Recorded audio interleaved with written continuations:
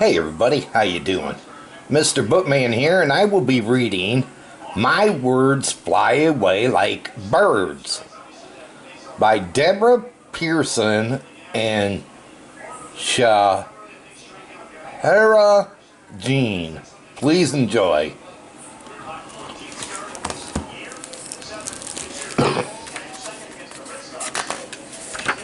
My words fly away like birds.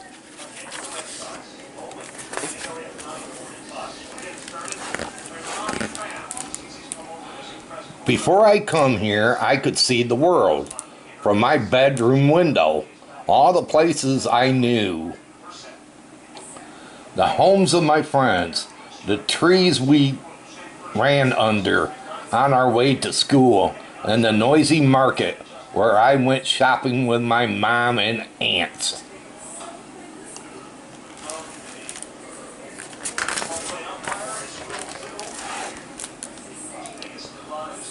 My favorite part of the market was my grandfather's bakery, where everything, especially my grandfather, smelled like fresh, warm bread.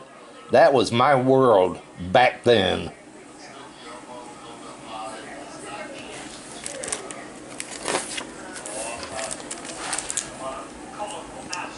Before we moved away, my mother taught me some words in a new language.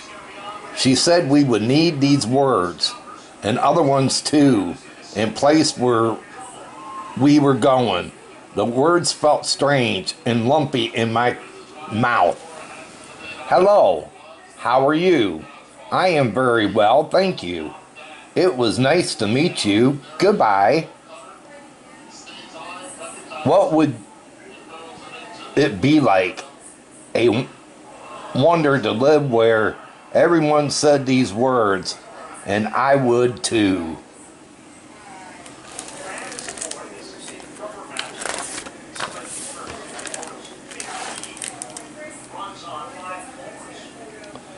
But when we came here, my mother, father, and me, all my words flew away like birds. Everyone spoke so fast, their words trumbled out and swirled around. Hey, what's up? Not much. What you doing? Come on, let's go. Shh, wait up. Shh, wait up. Nah, okay, whoops. My bad. Gotta go. Whatever. See you later. Yeah, sure. Maybe later.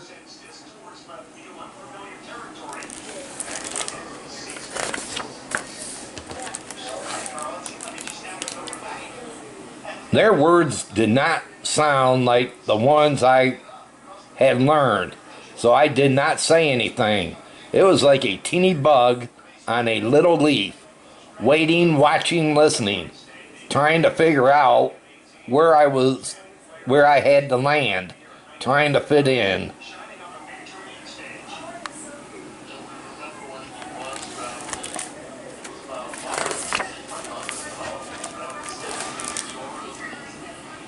At school, I watched the teacher chalk, scratch, dance across the chalkboard, making words I did not know. I listened to sounds, crickle, crackle, mumble, jump from the box. Above the teacher's desk, a voice said things I did not understand.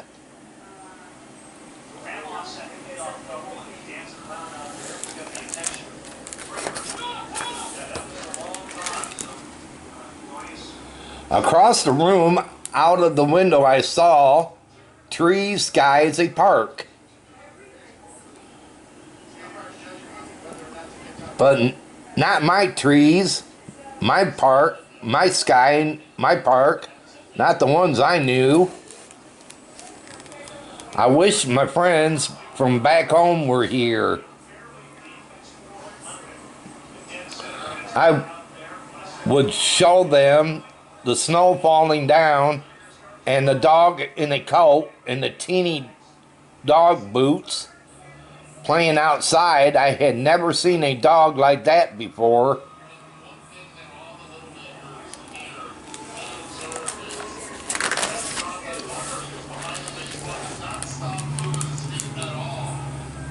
I wanted to tell them about the funny bread, not like my grandfather's, and the time I got lost at school.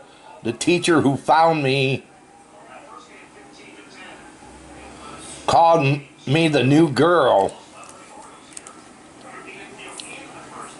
I am not new. I am just me, the same as always. Everything else, even that teacher, is new.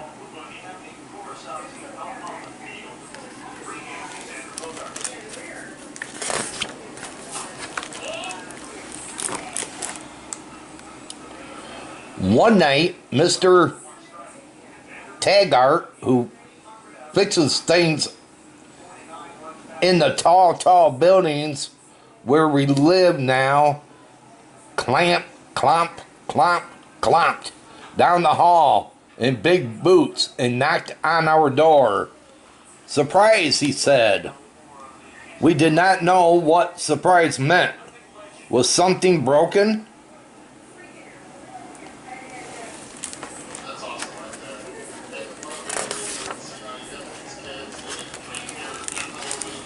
Another man in boots stood there too. "My assistant," said Mr. Taggart. "He's from the same place you folks are. I'm sure you have lots to talk about." It took a while for us to understand Mr. Taggart's words. He smiled and waved his hands like he was conducting music. "Go on," he said to us.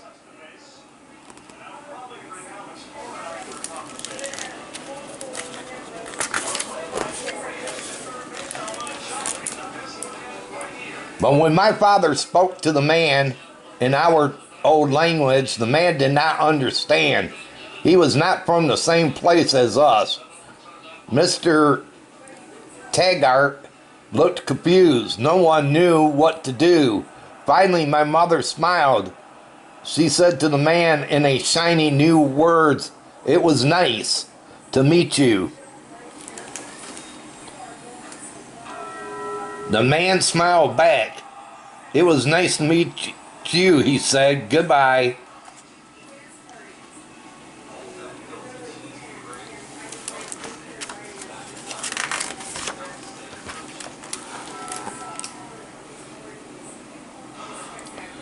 He clomped away with Mr.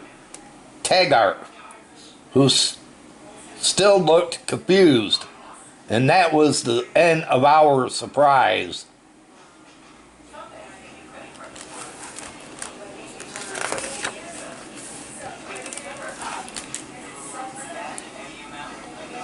In spring, when the snow was finally gone, we went to the park and walked down the hill to the playground. A girl wearing a hat, blue as the sky, was there, and nobody else, swinging up and down, until she slipped off and fell on the ground. She started to cry.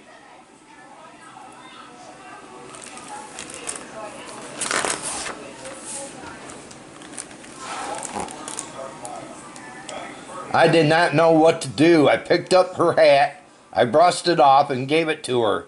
I tried to think of something to say. Then I remembered, "Hello, how are you?" The girl wiped her eyes. "I'm okay," she said. "Thanks for getting my hat." She pulled it on and ran up the hill very fast to someone waiting there. At the top, she turned and waved to me. "See you," she called. I waved too. "See you," I called, but she was already gone.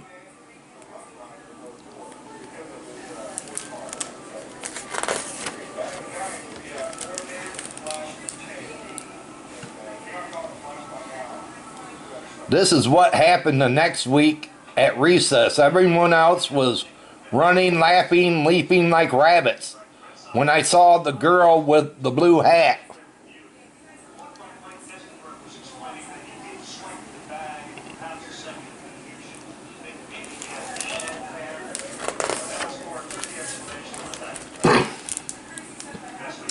She ran over and said, "You go here?" I didn't know that. I said, "I go here." I didn't know that. My words did not come out exactly right, but the blue hat girl knew just what I meant. "Come on," she said, "let's play." She grabbed my hand and we ran all over, laughing and leaping like rabbits.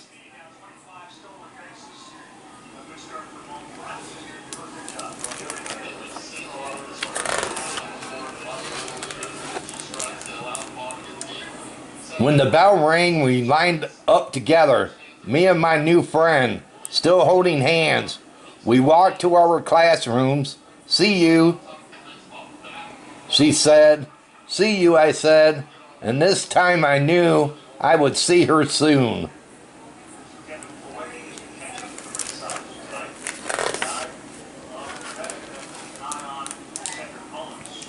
When I came here, all my words flew away.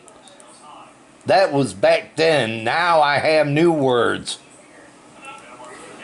My friend, my baby brother, our home, our trees, our park, our sky. And these words are here to stay.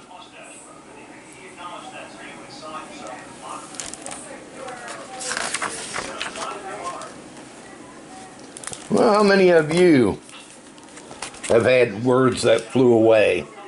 Let me know with a thumbs up if that has happened to you, that you have had words that flew away or couldn't speak correctly or talk good. Let me know with a thumbs up. Well, everybody, I hope all of you enjoyed this book reading, and if you did, give it a thumbs up. Share it. If you're new and you came along this book reading, hit that red subscribe button down below and subscribe to my channel. And check out my other readings I got. But until the next one, they call me Mr. Bookman. And this book reading's over. Have a good one. Take care, everybody.